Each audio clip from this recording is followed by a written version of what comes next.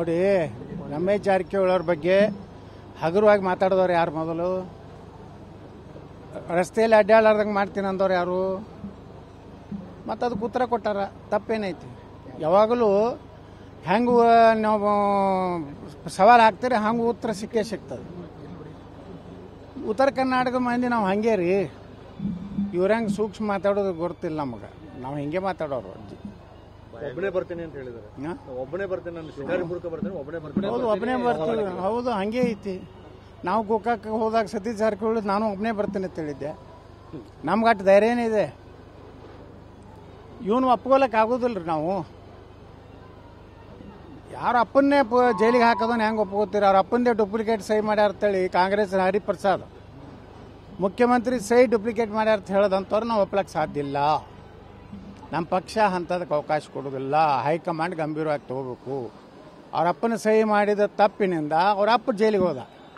ಈಗ ಹೊರಗಟ್ಟೆ ಪೂಜೆ ತಂದಿವ್ರತನ ಮನ್ಯಾಗೆ ಸುಮ್ ಕೂತ್ಕೊರೋ ಮುಗಿದಿದೆ ಮುದಿಯಾತನ.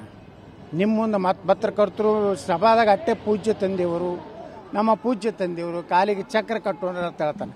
ಮನ್ಯಾಗ ಅಪ್ಪಾಜಿ ಎಲ್ಲ ಅಪ್ಪಾಜಿ ಅನ್ನೋದಿಲ್ಲ, ಅವ್ರು ಅಣ್ಣ ಆತಾರ. ನೋಡಿ, ರಮೇಶ್ ಜಾರಕಿಹೊಳಿ ಅವ್ರ ಬಗ್ಗೆ ಹಗುರವಾಗಿ ಮಾತಾಡಿದವ್ರು ಯಾರು? ಮೊದಲು ರಸ್ತೆಯಲ್ಲಿ ಅಡ್ಡಾಡಾರ್ದಂಗೆ ಮಾಡ್ತೀನಿ ಅಂದವ್ರು ಯಾರು? ಮತ್ತು ಅದಕ್ಕೆ ಉತ್ತರ ಕೊಟ್ಟಾರ. ತಪ್ಪೇನೈತಿ? ಯಾವಾಗಲೂ ಹೆಂಗೆ ನಾವು ಸವಾಲು ಹಾಕ್ತೀರಿ ಹಂಗೆ ಉತ್ತರ ಸಿಕ್ಕೇ ಸಿಗ್ತದೆ. ಉತ್ತರ ಕರ್ನಾಟಕ ಮಂದಿ ನಾವು ಹಂಗೆ ರೀ.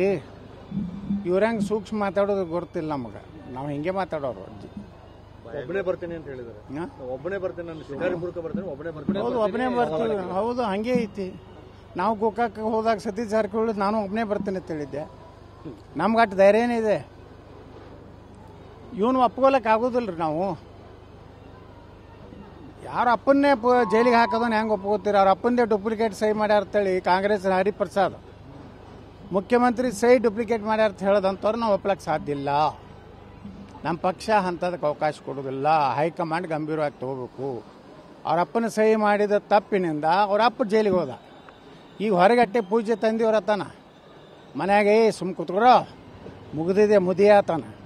ನಿಮ್ಮ ಮುಂದೆ ಮತ್ತು ಪತ್ರಕರ್ತರು ಸಭಾದಾಗ ಅಟ್ಟೆ ಪೂಜ್ಯ ತಂದೆಯವರು, ನಮ್ಮ ಪೂಜ್ಯ ತಂದೆಯವರು ಕಾಲಿಗೆ ಚಕ್ರ ಕಟ್ಟೋಣ ಅಂತ ಹೇಳ್ತಾನೆ. ಮನ್ಯಾಗ ಅಪ್ಪಾಜಿ ಎಲ್ಲ ಅಪ್ಪಾಜಿ ಅನ್ನೋದಿಲ್ಲ, ಅವ್ರು ಅಣ್ಣ ಆತಾರ.